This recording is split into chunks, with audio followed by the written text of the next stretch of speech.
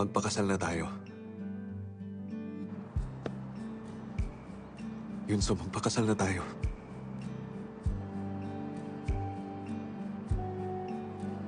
Alam mo, parang biglaan lahat ng to. Hindi to biglaan para sa akin. Araw-araw ko na tong iniisip.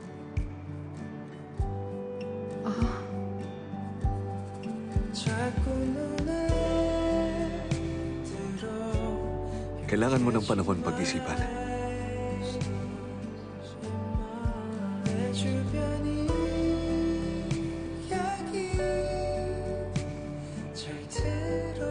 Huwag ka munang sumagot. Pag-isipan mo muna, tsaka mo ko sagutin. Maghihintay ako.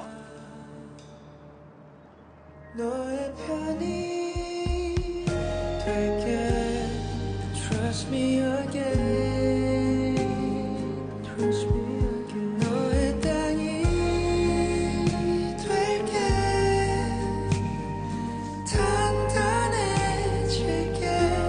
If you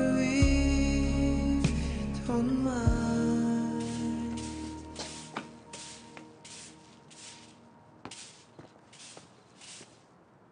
Anong problema ni Yunso? Sabi mo dati, pag may problema siya, nagpapakapagod siya para mawala yun sa isip niya.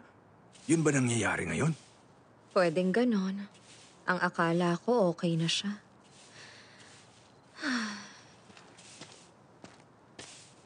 Hayunso, mag-uusap tayo. Bakit? Kailangan ko Ako itong na yan. gawin.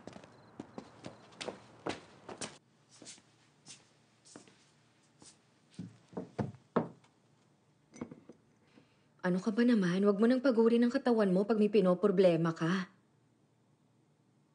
Mukhang seryoso yung problema mo, ah. Wala na ba talaga kayo?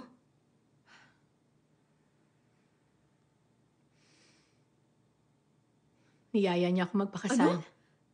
Seryoso? Alam mo, hindi ko talaga kayo maintindihan eh. Sabi mo mayaman siya, tapos bigla kayong nag-break, tapos pumunta siya sa inyo, tapos ngayon magpapakasal na kayo?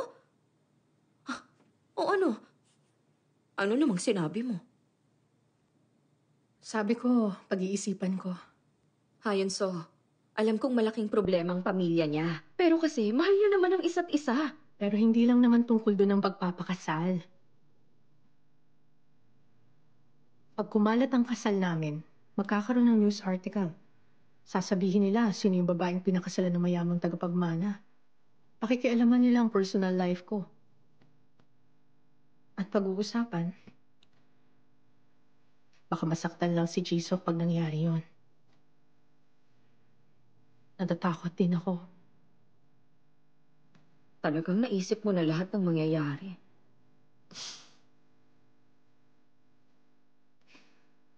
Kung may mga pagkukulang kayo, pagtutulungan niyo, at paggagaanin ng loob ng isa't isa. Ang akala ko ang pagpapakasal parang pagdadamayan lang. Pero hindi ko alam kung anong kaya kong gawin para kay Chuan. Hindi ko alam. Kaya, hindi ko pa siya kayang sagutin agad ngayon.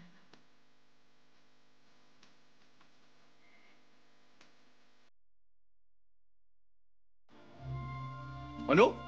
Nag-propose ka sa kanya? Ay, ibang klase ka rin, no? Di mo talaga sinunod si Mama. Magpapakasal ka na talaga.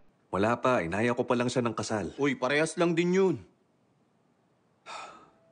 Tingin ko hindi ko na kayang iwan pa si Yunso. Tignan mo to. Lagi mong iniiwang mag-isa sa bahay si Mama. Uuwi rin naman ako doon. Hindi ko na siya iiwasan at pipilitin ko siya. Ay, makukumbinsi mo kaya siya? Wala ka bang magandang sasabihin? Ah, pasensya ka na. O ano? Kailan ka naman sasagutin ni Yunso? Hindi ko alam. Pero hindi ko siya mamadaliin. Hanggang mapag-isipan niyang mabuti